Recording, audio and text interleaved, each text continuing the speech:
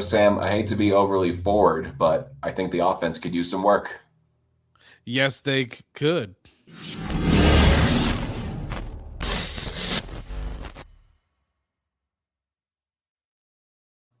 I will admit, I love that line. I'm happy you came up with that. Um, but here is another episode, part two of our midterm grades. As part one was defensemen and goalies, this is for the forwards. You excited about this, Andrew? I am. I feel like our answers for this one are going to be a little bit more spread out. I think overall, the defensemen on this team, you can make an argument, all deserve A's, just given what this team's gone through.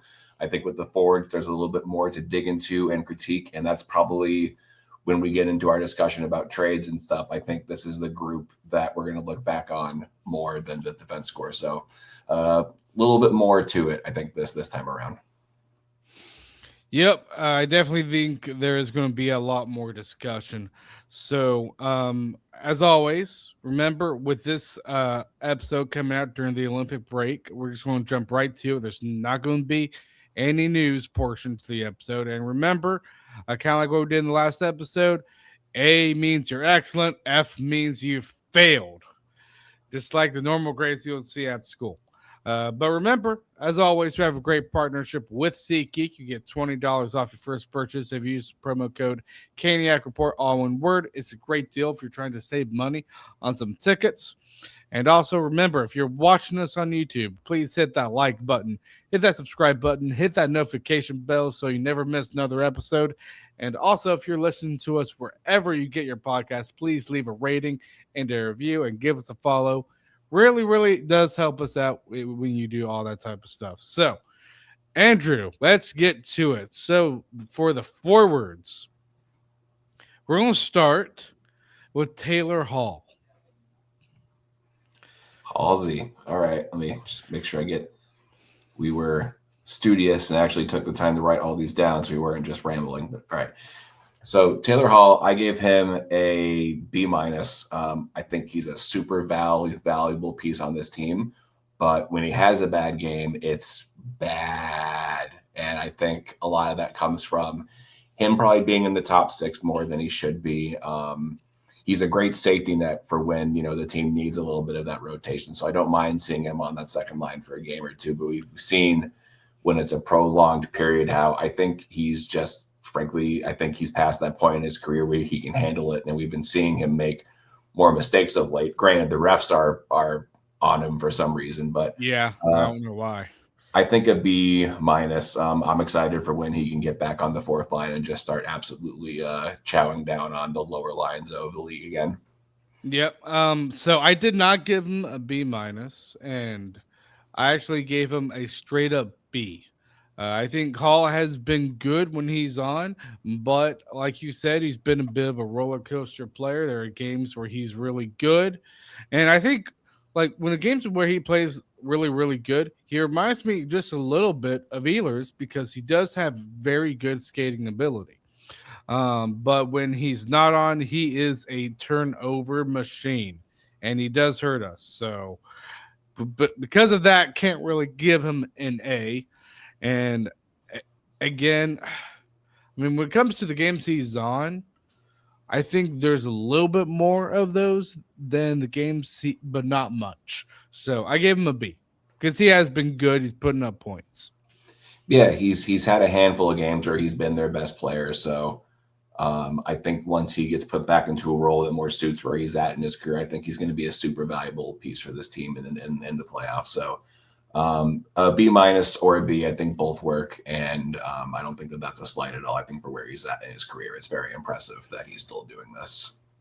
Yes, definitely. The next player, Andrew, I know this is a player that we both really love, and that is William Carrier. Cares, as the players would like to call him. Yeah, I gave him an A plus. I I don't know. did too. I don't know how much more we can ask from the guy. He's even chipping in offensively. Um, of all the guys in this team that I'm really liking watch what they do in the regular season, because I knew about him when he came over last year, but obviously the injuries really derailed his season. This year, I'm seeing why they gave him that really kind of crazy deal. I think it was what like 7 by 2 or something like that. I've never seen a contract like that, but I get why they did it. Just an absolute culture guy, and I'm so excited to see him in the playoffs when the intensity ratchets up a little bit. I think he might answer more of those grit questions that we have than we think he's going to. Oh yeah, completely agree. I mean, you look at the contrast side of things, obviously with Carrier, like he's playing I at a way of like he's where it's a lot more than a 2 million 5 year contract. And he just shows so much grit. He's one of the most hardworking players out there. He never takes a shift off. And I mean, it doesn't matter who his line mates are, whether it's Stahl or Martinook or on the third scoring line with Jankowski and KK. And I think he's actually kind of like Martinook and Stahl. Whoever he's with, he makes them better. Yeah, I think in the playoffs, if everything's going the way it should be, he's going to be on that third line. But we've seen it where, granted, I don't think this should be a thing that Rod does for an extended period of time, but we've seen him, put one of those top 6 guys on the Stall line, and that'll bump Carrier down to the fourth. But if that fourth line is healthy and nothing changes, then we're looking at Jankowski, Robinson, and Carrier as your fourth line. That's going to be a bruising fourth line in the playoffs, man. Oh, it is a bruising, nasty line. So the next player, Andrew, is Seth Jarvis. And Jarvis, I mean, this is a player that honestly, I mean, he's putting up the points, playing pretty good. He's got lots of goals. I think he's the closest thing we have to a pure goal scorer. And I think he's done pretty good with that. I wouldn't give him an A plus, but I give him an A. Yep, I gave him the same thing for that exact thing. He's definitely quieted down a little bit offensively these last handful of games. But I mean, just with how Svetch is going, I wouldn't be surprised if that's just because they're basically, throwing the puck at Andre every chance they get. That dude is on one right now. But whatever critiques you could say about his recent offense, I think he's made up for that both defensively, but also, as much as we would like to see him maybe be a little bit smarter in these middle of the season games where, I'd rather them go on a 5-game losing streak than lose Seth Jarvis. You know what I mean? So his reckless abandon, while admirable, is a concern at times, but I mean the team thrives on it. I think he's the heartbeat of this team. I really do. Oh yeah, I completely agree. And another reason why I kind of have him as an A, Andrew, is his durability. It is so high. The guy can take anything, Andrew. Like he's gotten hurt multiple times this season, and he comes back. Like there was one time where I thought he got hurt, and I was like, "Oh, I don't think he's coming back," and he came back in the Boston game. Like that was just crazy. Yeah, or when we thought that he got his his eye stabbed out. Just the kid's a lunatic, man. I don't know if durable is even the right word. I think he just plays through it because we've heard him say things like, his shoulder's not great. He can't really throw a football or things like that, but he doesn't need to put his shoulder up that high. So who cares? No. That's a warrior. That's a guy who I remember I want to say it was the year that the Panthers lost in the finals, and they were talking to that it's a thing they do every year where all the guys tell the crazy things they were playing through, and Matthew Tkachuk played through a fractured sternum. Seth Jarvis is one of these guys where he was like, "Oh yeah, no, 7-game series to win the cup. I died twice. I'm getting my leg amputated, but I'll be ready for camp." He's just a nut. Yeah, and off the ice, he's a great culture guy, and he cracks me up. Like if I sat between him and let's say Jordan Martinook, I could not stop laughing.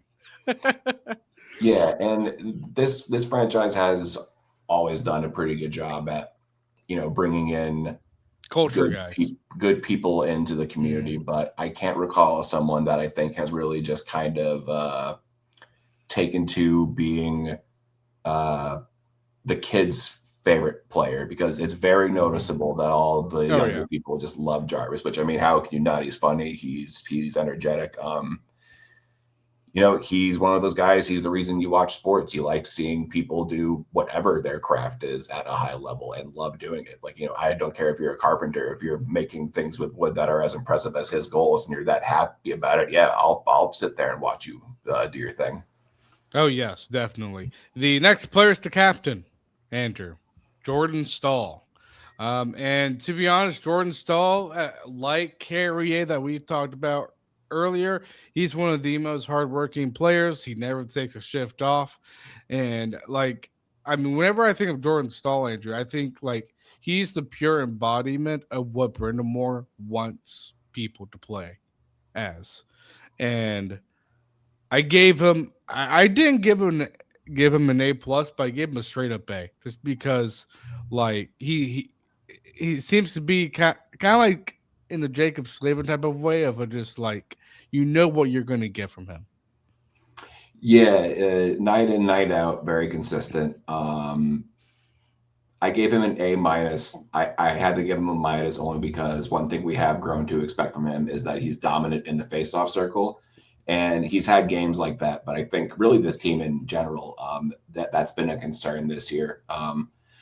Gave him an A-.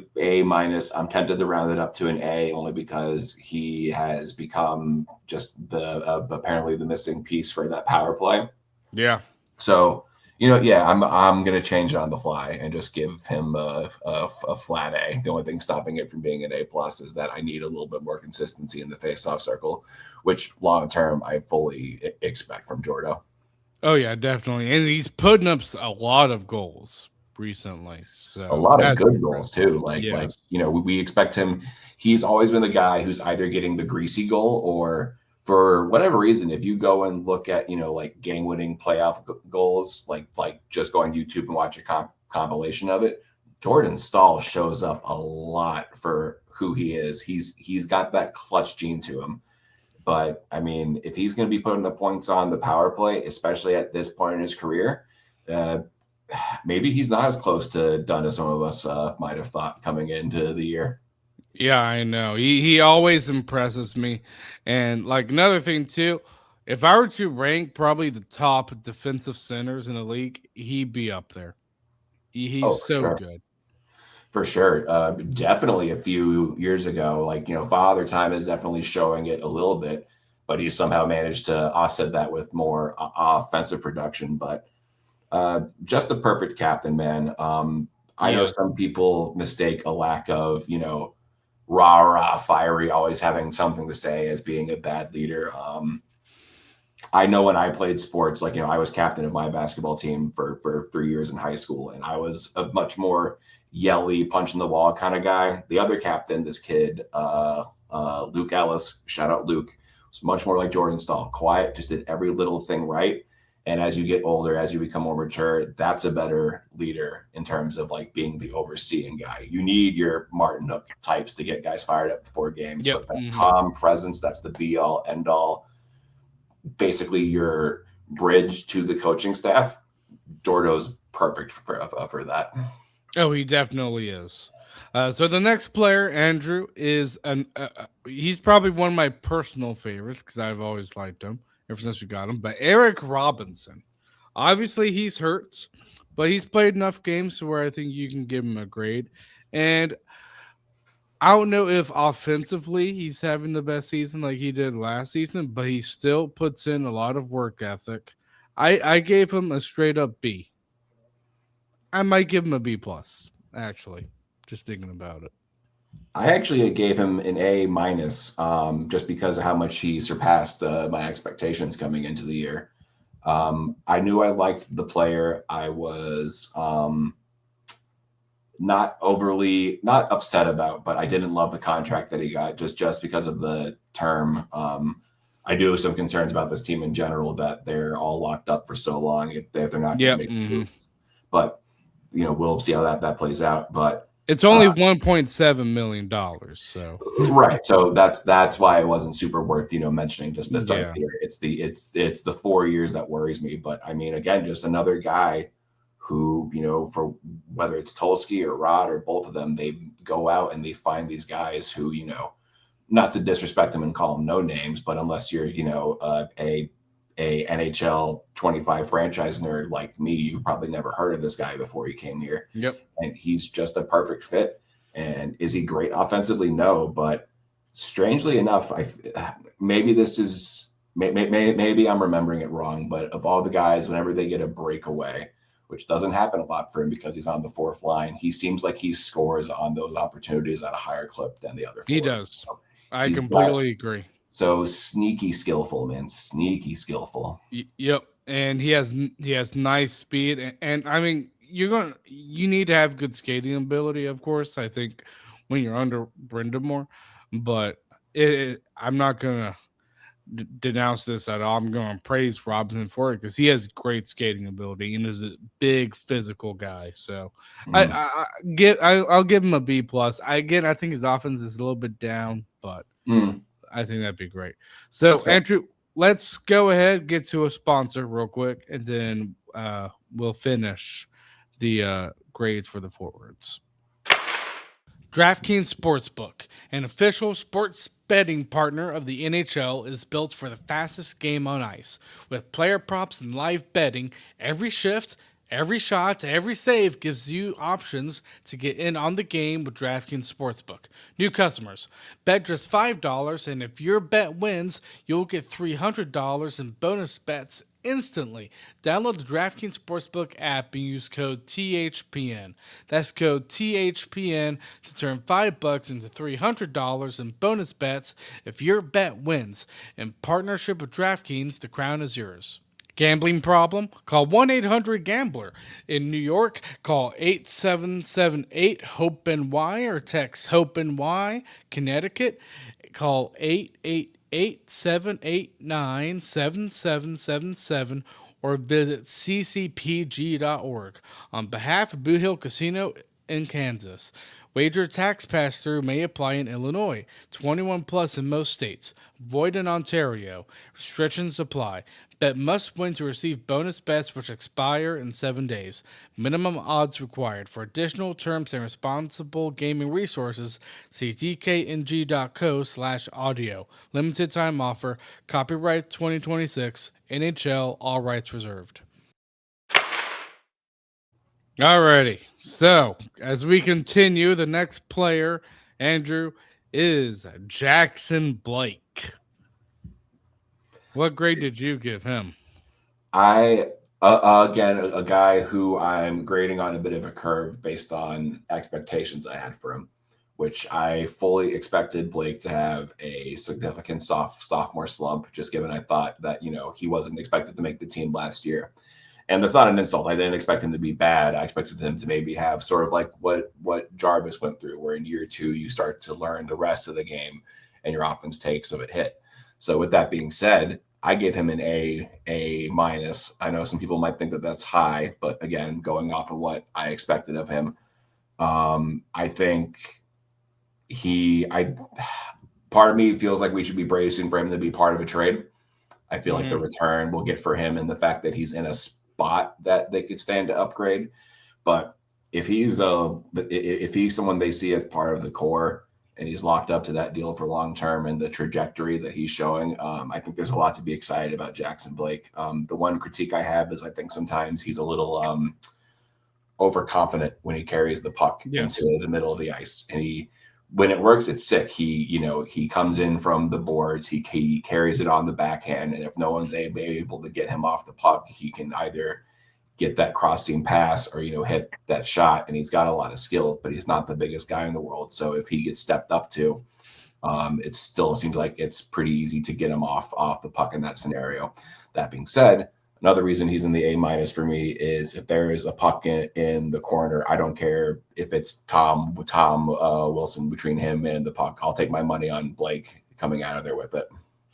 Oh yeah, Jackson Blake, I gave him a B plus. I couldn't give him honestly an A at all, just because of kind of what you said there. He's a little bit overconfident, and he does. There are times where he struggles on the power play with just very awful passes. Hmm. But most of the time, I mean, I love this compete.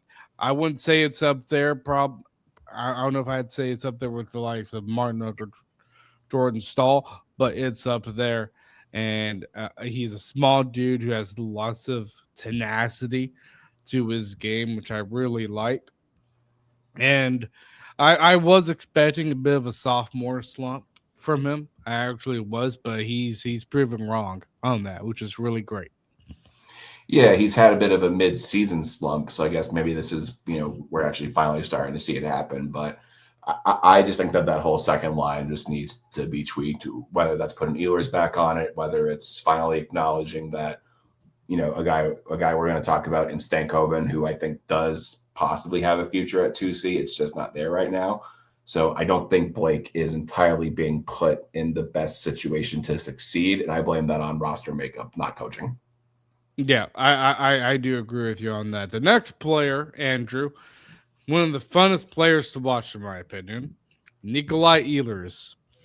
And obviously, it took him some time to get into Brendan Moore's system. To me, it's expected at this point, to be honest. Whenever it comes to new players like Ehlers or Keandre Miller, even though he kind of defied it for a little bit there. Mm-hmm. But with Ehlers, I gave him an A minus because he eventually got going, and he. I, I don't see it a lot, but kind of like with Jackson Blake, he's a little bit overconfident. Mm-hmm. It's but I would say compared to those two players, Blake does it more often than Ehlers. And Ehlers, when he's on, Andrew, he is so much fun to watch. He's easily the best skater out of, I would say, anybody in the forward group. Oh yeah, he's not entirely, because if there's one thing I will give Natchez the edge over Ehlers on, is I do think Natchez was a slightly better skater, but that's not an Mhm. insult. Natchez is incredible. Could be going to the Olympics doing other sports level skating, but Ehlers has very much filled that role. I actually gave him just a flat A, um, even when he was not producing points. It wasn't like when Svetch had his dry spell where it was like you almost forgot that Svetch was on this team. Ehlers was knocking at the door and just couldn't get a bounce, but he was still super impactful, and he's become that guy ever since. Yes. Even if he's not on the scoreboard, like I can't think of a game where I didn't notice him. Now, you brought up the point, which I do think that this is very true about sort of like how Blake makes mistakes. Ehlers makes them kind of similar. With Blake, when he makes those mistakes, it's such a rookie. You're going to learn the speed of the game. Ehlers, Mhm. I think, has a little bit of that Natchez in him where he knows his abilities. He knows he's confident, but he's not always on the same page with his line mates. So he'll Yes. do some crazy drop pass thinking that, whether it's Aho or Stankoven or Stahl, that they're going to be there. And they're just not, which that's going to come with time. We have this guy for 6 seasons after this. Oh So yeah. the best is yet to come from Ehlers. And I still can't get over how this cow, like, because, the Canes have been tied to him for forever. They And have. it's like Tulski found some lab in Denmark that is just producing perfect hurricanes, because talk about just an immediate fit. Even if it wasn't producing points, just looked the part of being a hurricane. Oh, he definitely does. So much fun to watch, Ehlers. He's probably gonna be maybe my next jersey type of player. Maybe. The Okay. next player garners lots of controversy. Yes, Barry, Coach Kaniemi. Oh boy. I did not give him an F. Neither did I. Off now. Here's the thing. Right before we recorded, my roommate, former co-host Sam, said you cannot give him an F. And I was like, I ain't gonna give him an F. But I ain't gonna give him a C. I gave him a straight up D. I gave him a D minus. The only reason I didn't give him an F is because I do respect how, at least from what we've seen, you never know what's going on behind closed doors, but Mm-hmm. I do admire how it seems like he's been a pro through all of this. I do admire how Oh, he has. the games he has gotten into, he's still stoked for all the guys. Like you can tell, unless we're really missing something, which, it's kind of the fun thing about, not fun thing. It's kind of one of the weird things about having, uh, relationship's not the right word, but a connection to a celebrity is, for all we know, all of these guys are jerks, but that would surely surprise me. And with him, it would definitely surprise me because he just seems like the nicest guy in the world. The tools are all there, man. That's why he's so frustrating. If like none of us could see this working out, it would just be like, oh, it's a swing and a miss, and we forget about him. It's because he has these little flashes, like that play against Washington where he keeps the puck in on the blue line and puts it on net, and Carrier is able to move it. Like he's got the skill and the hockey sense to be a really good player. Maybe not a number 3 overall pick level player, but that's Montreal's fault, not his, not ours. Like, Yeah. but I hope he's able to get it together, but at this point, I still really feel like the best is just a change of scenery for him. Maybe it's just Rod's coaching doesn't work out for him, and that doesn't need to be an indictment on either player or coach. That just happens sometimes. Yeah, it really does just happen. And I mean, with KK, like the biggest thing, obviously, and I'm sure you would agree with this, is the fact that he makes a he's most notably makes wrong decisions, especially at the wrong times, and it hurts this team a lot. And one example, and I think it's probably an example that's going to carry with me forever, was when he made that stupid penalty in the elimination game against Florida. And Mhm. after that, that's what started the comeback for Florida. And also, yeah, I'm not the biggest fan of KK. And I still think they probably, if they can't trade him, I don't know why they don't just buy him out. But moving on. Mhm. Moving on from Now we're back to KK. being nice. Yeah, yeah. Huh. And now Mark, for the rest of the team who doesn't suck. yeah, I know. Mark Jankowski, though, he's the next player. And Jankowski, you know what? I did put KK after him just for the reason of there is that comparison there, obviously, Mhm. between KK and Jankowski because they're both kind of vying for that fourth line center type of role. I think Jankowski. So I have him at a B just because I think he's a lot smarter and more of a safe approach compared to KK. I'd have to agree. I think Kokanami's ceiling is higher, if not significantly higher. Yeah, I But would agree with that. how often do we see it? And we've had, this isn't a season or two of trying to get this working. This is, Rod really kind of moving heaven and earth, at least to whatever, the front office has given him roster wise to make this happen. It Hmm. hasn't clicked. And if Kokanami's playing the way that Jankowski's playing, we still don't love the contract, but we're not trying to run him out of town. Like Jankowski plays just straightforward, hard nosed hockey, and is able to cash in on opportunities when they present themselves. I have him at a B minus, but if we were grading just on the last 2 weeks or so, he'd probably be a B plus. I think that the Hmm. fourth line center spot it's become his to lose. I think that contest is over. Even though I have liked Kokanami overall on the wing on that line, I don't think that he's shown enough to make any threat to Jankowski holding that spot. And we said it before. I'm very excited about the prospect of a Jankowski Robinson Carrier line in the playoffs. Yeah, I know that'd be a fun line to watch. So the next player I have, Andrew, is Jordan Martinuk, and again, he is a guy that shows up every shift, just like the Carriers and Stalls of the world.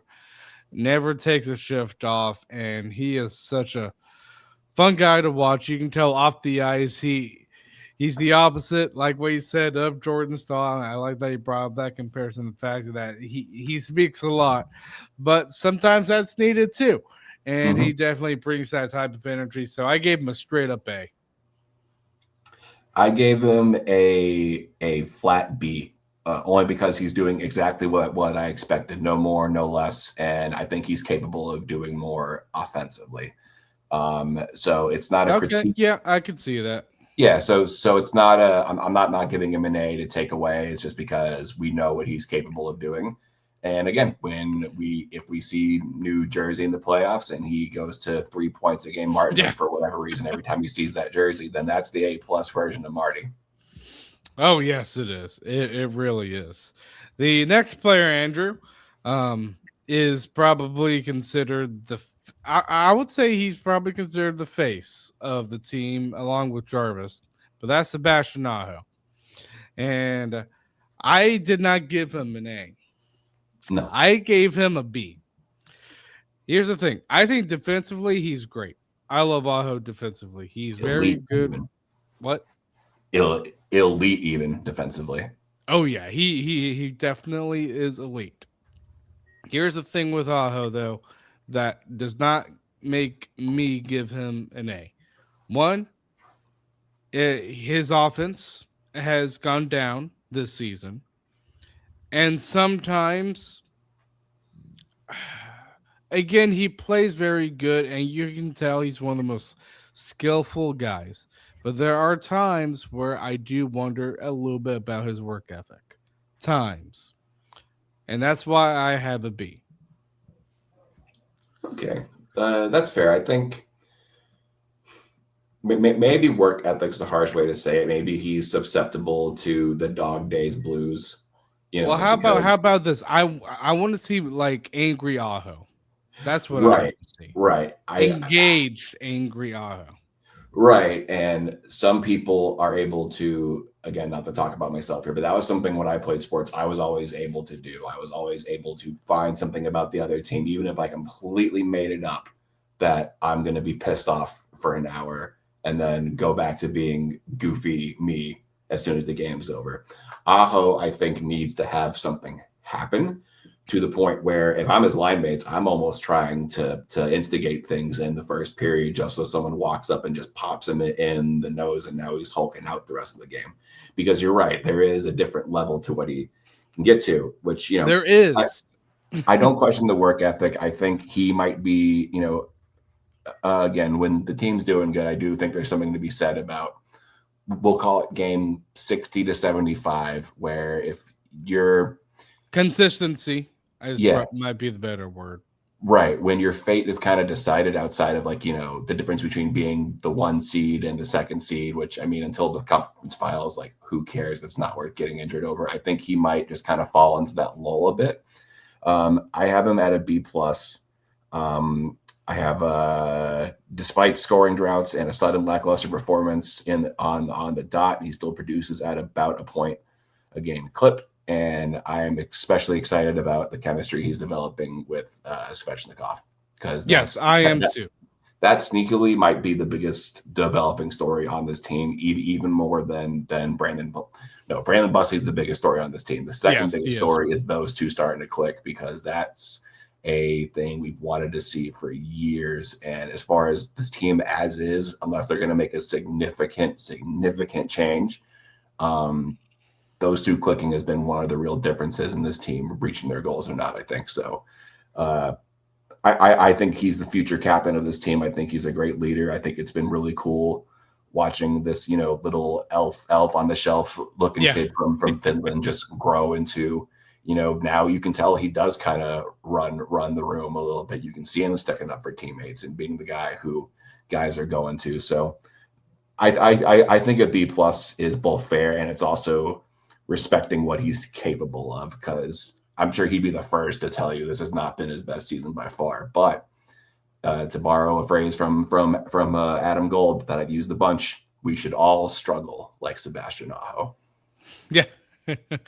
And I'm happy you kind of brought up the face-offs thing. That was part of the reason too, because at the very beginning of the season, he was atrocious in the face-off circle. So, but he has gotten better. He is. I believe he's over 50%. I believe he is. But yeah, Aho, he just needs to be a little bit more consistent. I'll admit, work ethic probably wasn't the right choice of words there. It's just consistency and just going to that next level night in, night out. I knew what you were getting at. There is 1,000% something to be said about Aho, who definitely takes it seriously, definitely wants to win, and Aho in the playoffs, when someone does something to him that just makes those wires cross, and he just turns into that different person. I think there's a few guys who could learn how to organically get themselves there. I think some Yep. people just lack the ability to do it. Going back to someone we were just talking about, KK, I think that's his biggest problem. He's such a big guy, strong skater, actually relatively competent defensively. But if he could just get the slightest bit of edge to his game, how much of a difference would that make? Exactly. Completely agree. So the next player, Andrew, this is a player who has been dominant for so long, except for the first 8 games, and that is Andrei Svechnikov. And I mean, I can't take out the fact that he did have straight 8 games with not Mm-hmm. producing a point. With that being said, he's really made up for the lackluster in those first 8 games, and he's finally showing what he brought last year in the playoffs. And because of Mm-hmm. that, you know what? I give him an A minus. I gave him a B plus, maybe holding that first handful of games against him a little bit more. So I'll take the A minus. I think he deserves it with what he's done recently. Um, yeah, I would love to pick Rod's brain about the days leading up to Aho and Svech being put on a line together because I've been I Mm, mentioned it for like the third or fourth time just this episode, but they've been trying to get them going for a while. It got to a point where I feel like Rod had almost kind of given up because you try things year after year after year and it doesn't take. And they were both kind of on a drought when they put them together. So I would love to pick his brain about what those days leading up to it in practice were like what he was seeing, what the conversations were behind closed doors, all that kind of stuff. Because the two of them together just absolutely took off. And Svech, I mean, the points are nice, but it's the consistent power forward game that we're seeing. He's he has all the skills to be a finesse guy, but I feel like in the past it was like he wanted to be a finesse guy. It wasn't yes. that he had the ability to make plays; it's he wanted to be something that he's not. He's an absolute mutant of a human being.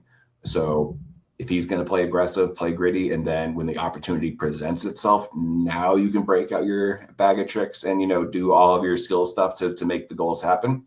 That's what we're seeing, and I'm so excited for him. And I hope that whatever this is, what's going on right now, is in a flash in the pan because this is the guy we wanted to see since he was drafted number 2 overall. Oh yeah, definitely. I think if you look out through his career, he kind of started out as like a sniper type of player, just getting those sneaky. He has a great shot. He really is. But Mhm. I think when he's on his game, that's when he's a power forward. And I mean, to me, his best goal I thought was in that Colorado game. Sadly, we lost that game.